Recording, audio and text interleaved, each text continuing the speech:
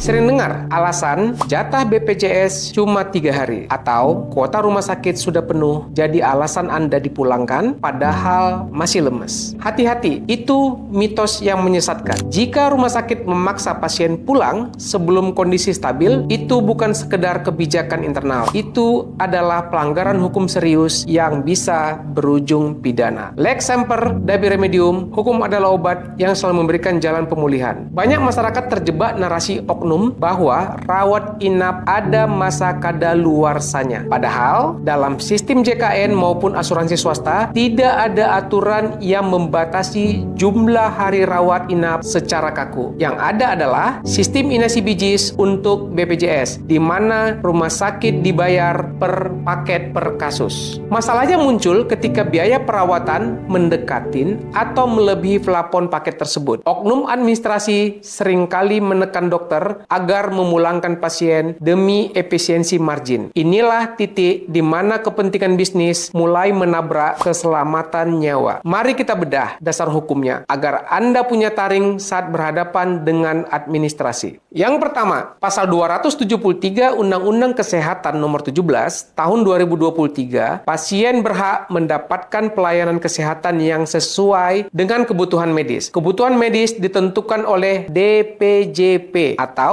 Dokter Penanggung Jawab Pelayanan, bukan petugas administrasi. Yang kedua, Permenkes Nomor 28 Tahun 2014 menegaskan bahwa peserta BPJS berhak mendapatkan manfaat pelayanan sesuai kebutuhan medis. Selama dokter menyatakan belum stabil, pasien tidak boleh dipulangkan. Yang ketiga, resiko malpraktek administrasi. Memulangkan pasien yang tidak stabil dan menyebabkan kondisi memburuk di rumah dapat dikategorikan sebagai abandonment atau penelantaran pasien. Rumah sakit bisa dituntut secara perdata untuk ganti rugi dan dokternya bisa terkena sanksi etik hingga pidana kelalaian. Saya tegaskan kepada pihak terkait, jangan jadikan efisiensi biaya sebagai alasan untuk mengorbankan integritas profesi. Di ruang sidang, pembelaan plafon biaya habis tidak akan pernah bisa menggantikan tanggung jawab hukum atas keselamatan pasien. Seorang dokter yang membiarkan dirinya diusir oleh administrasi untuk memulangkan pasien yang belum stabil berarti sedang menggadaikan izin prakteknya. Mari kita berikan instruksi strategis. Jika Anda atau keluarga dipaksa pulang padahal kondisi klinis masih mengkhawatirkan, jangan panik, tapi jangan diam. Lakukan langkah hukum ini segera. Minta penjelasan tertulis. Jangan cuma debat lisan. Minta surat keterangan bahwa pasien sudah dinyatakan stabil secara klinis. Jika dokter ragu menandatanganinya, berarti pasien memang belum layak pulang. Kemudian, hubungi petugas PIPP atau BPJS Center. Setiap informasi dan penanganan pengaduan atau PIPP, laporkan jika ada paksaan pulang karena alasan biaya atau kuota. Yang berikutnya,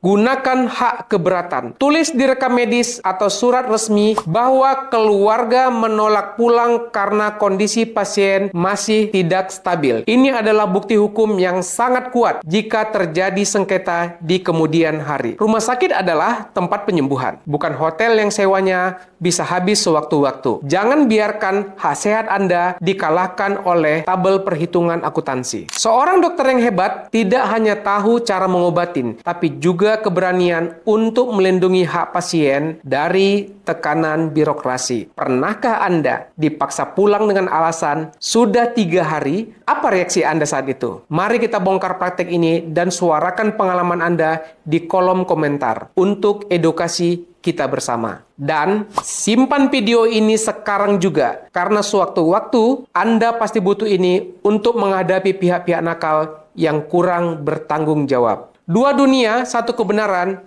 Dari Menteng, Jakarta Pusat, saya Dr. Lawyer mengabarkan untuk Anda semua. Salam sehat untuk kita semua.